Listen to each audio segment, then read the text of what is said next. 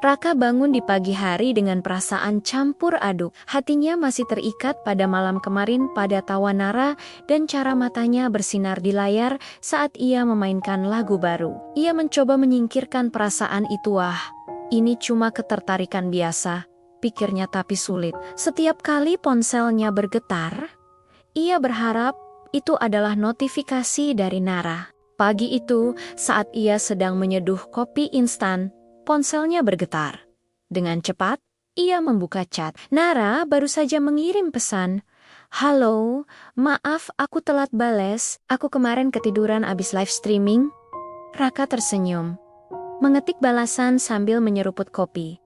Hahaha, gak apa-apa. Aku juga baru bangun. Lagi sarapan? Nara membalas cepat. Iya, lagi makan roti sama teh.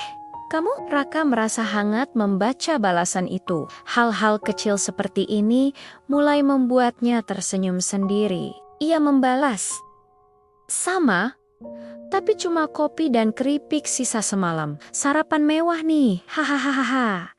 Mereka tertawa melalui kata-kata, walau hanya lewat layar. Tapi bagi Raka, tawa itu terasa nyata, hampir seperti Nara ada di sampingnya. Siangnya, saat ia duduk di perpustakaan kampus menunggu teman kuliahnya, Raka masih tidak bisa fokus. Ia membuka ponsel diam-diam, berharap ada pesan baru dari Nara. Dan benar, ada satu pesan. Raka, aku pengen cerita sesuatu, tapi aku takut kamu bakal mikir aneh. Raka menatap pesan itu lama. Jantungnya berdetak lebih cepat. Ada sesuatu dalam kata-kata Nara yang membuatnya tegang. Ia mengetik balasan perlahan. Cerita aja Nara, aku janji nggak bakal ngasih judgement. Tidak ada balasan seketika. Hatinya semakin tidak tenang. Ia menatap layar, mencoba menebak apa yang ingin Nara ceritakan. Apakah ini tentang keluarganya, tentang dirinya, atau sesuatu yang lebih personal? Beberapa menit kemudian, ponsel bergetar lagi. Nara, sebenarnya aku nggak sering cerita ke orang lain, tapi aku pengen kamu tahu. Aku kadang merasa kesepian, walau kelihatannya aku ceria di live streaming.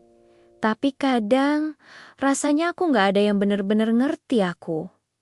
Raka menahan napas. Ia merasakan sesuatu tersentuh di hatinya.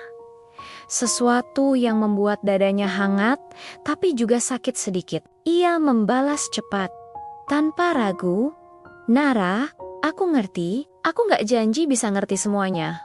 Tapi aku mau dengerin kamu. Aku gak bakal pergi cuma karena hal-hal itu. Ada jeda yang panjang. Raka menatap layar. Jantungnya berdebar, menunggu balasan. Akhirnya, Nara membalas. Terima kasih, rasanya lega bisa cerita sama kamu. Aku gak pernah ngerasa nyaman ngobrol kayak gini sama orang baru. Tapi beda. Raka tersenyum lebar, tapi hatinya juga agak berat. Ia mengetik, beda gimana maksudnya? Balasan itu datang hampir seketika. Beda, kayak kamu gak cuma lihat aku main gitar atau dengerin laguku. Kamu ngerti vibe aku, tahu hal-hal kecil yang aku nggak cerita ke orang lain. Aku jarang ngerasa bisa nyaman sama orang baru, tapi sama kamu, aku bisa. Raka tersenyum dan membalas, Nara, aku senang kamu percaya sama aku. Aku juga ngerasa nyaman ngobrol sama kamu.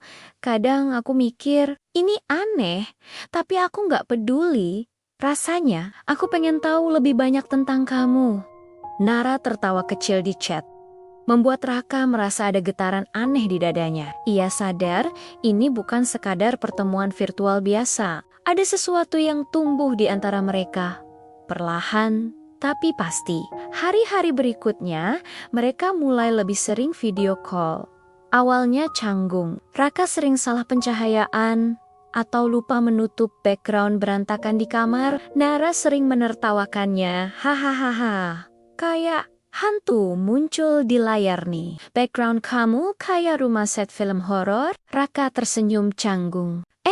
Jangan bilang gitu. Aku bakal takut. Nara tertawa lagi. Tapi kali ini, dengan nada lembut. "Tenang aja, aku nggak akan ninggalin kamu takut, tapi serius, aku suka senyummu di layar, beda dari chat biasa." Obrolan itu terus mengalir. Mereka mulai saling bercerita tentang kehidupan sehari-hari, mimpi, ketakutan, keluarga, bahkan hal-hal konyol yang kadang membuat mereka tertawa sampai sakit perut. Raka merasa setiap detik yang mereka habiskan bersama, meski hanya lewat layar, terasa nyata. Suatu malam, Nara menulis panjang di chat.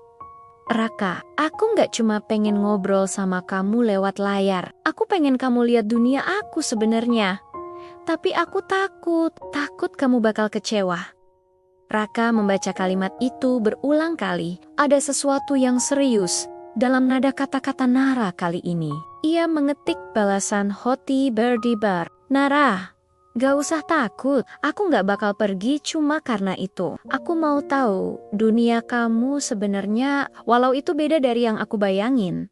Mereka sepakat untuk tetap saling kenal lebih jauh, meski melalui layar. Setiap malam, mereka saling berbagi musik, video lucu, cerita tentang teman, bahkan curhat soal hal-hal yang kadang terlalu pribadi untuk diceritakan ke orang lain. Raka merasa hidupnya semakin berwarna.